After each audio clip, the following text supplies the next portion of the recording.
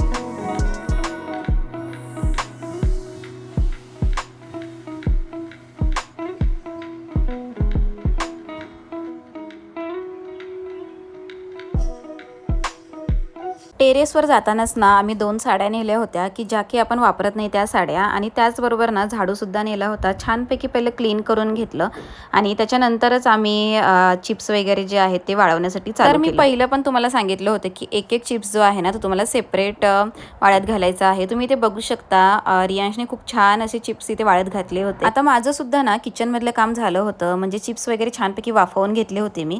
तर मी सुद्धा त्याला मदत करायला टेरेसवर गेले होते. उन्हाळी वाळवण जे आहे ना ते खायला तर खूप छान लागतात, पण बनवायला ना तितकीच मेहनत आहे.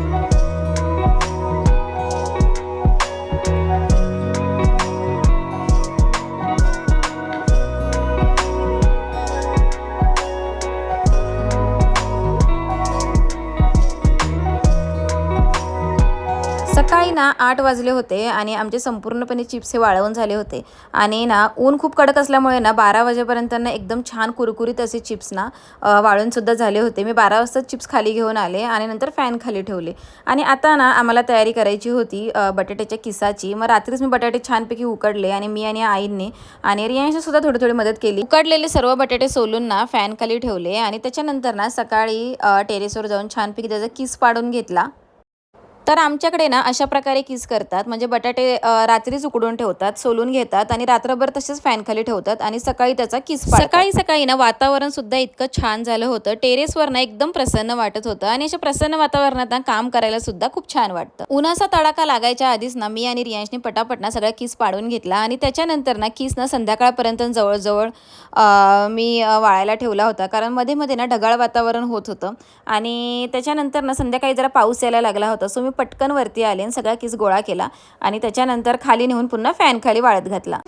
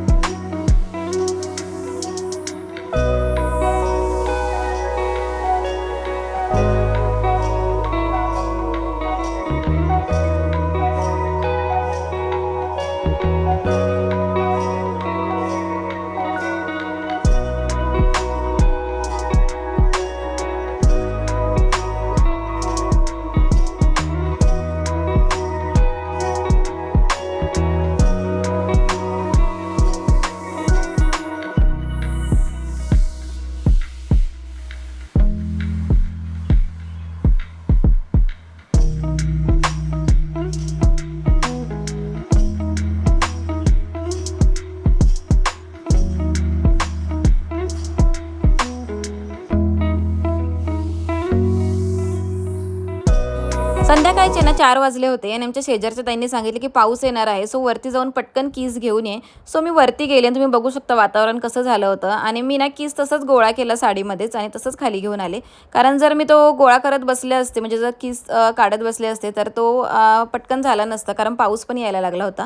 तर पाऊस पडायच्या आत ना मी हे सगळं गोळा केलं आणि पटकन खाली घेऊन आले आणि त्याच्यानंतर ना रियांशने आणि आईने मिळून ना हा सगळा कीस साडीपासून वेगळा केला आणि छानपैकी कुरकुरीत असा कीस तयार झाला. पण तो पूर्णपणे वाळला नव्हता, कारण ढगाळ वातावरण होतं. मग दुसऱ्या दिवशी सुद्धा जाऊन मी थोडासा तो वाळवत ठेवला होता उन्हामध्ये.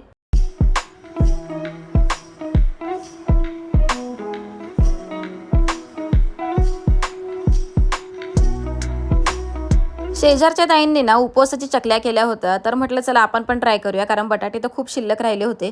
सो मी सुद्धा ना रात्रभर साबुदाणा भिजत घातला आणि बटाटे सकाळीच उकडून घेतले. 2 किलो बटाटे आणि 1 किलो साबुदाणा असं माप घेतलं आणि बटाटे उकडून ना छान कुस्करून घेतले. तुम्ही ते किसून सुद्धा घेऊ शकता. मी नाही ते छानपैकी किसून कुस्करून घेतला. तर ह्यामध्ये ना मला रियांशने खूप जास्त मदत केली आणि विवानने सुद्धा.